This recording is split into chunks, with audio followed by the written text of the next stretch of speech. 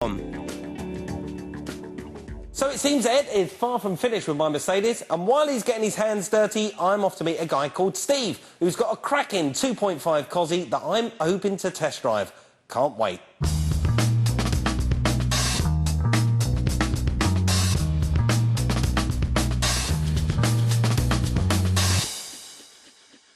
Right, this is Steve. Hello, Steve. How you doing? Hi, Mike. You all right? Steve has brought down his very, very sharp-looking Mercedes Cosworth 190e for us to have a look at, and what a car it is. Tell us about that first turnkey experience. When you first got behind the wheel with your car, what was that like? I had to jump-start it, unfortunately, because it had been sitting for a while, but I drove it home down a stripper dual carriageway, and that was when I realised what it was all about. You know, it drives like a car half its size, very poised, very well balanced, good power delivery. It's a very, very good car. What about if you was to phone up an insurance company to get it insured? Do they hang up when they hear the words Cosworth? Luckily not, because it's not classed as a Cosworth on the logbook. Cosworth's more of a nickname.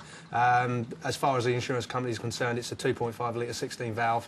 Insurance is fairly sensible. I paid just under 500 quid with an agreed value on it as well. 500 quid? Yeah, yeah. I mean, fantastic. I've paid more than that for 1,300 Escorts in the past, so it's money well spent. That is fantastic, brilliant. And what about the age-old question that I'm sure does the circles in your little Mercedes Cosworth world? What is the best? Is it the 2.3 or the 2.5? Personally, the 2.5 I think is a little bit more civilised. 2.3 is a little bit more revvy and a little bit more raw.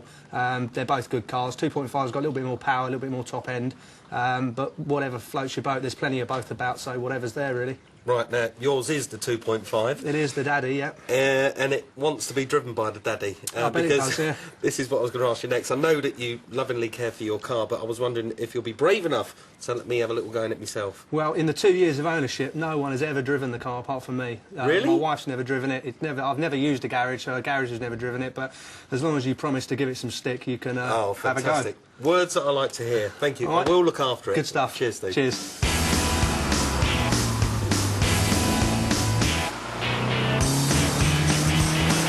And here we go, for my first drive of Steve's pride and joy, his beautiful Mercedes Cosworth 190e 2.5 16 valve. And what a car. This was the first motorway muncher. This car had it all.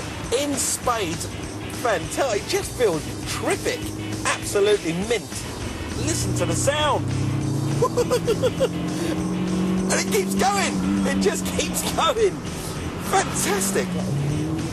Now, the clear difference between Steve's car and our car is Steve has obviously fettled with his suspension, and he's done a cracking job of it. The car feels much better round these tight corners. The directional change is much more positive. There's hardly any body roll. The seat is doing all the work to keep me embedded into the chassis.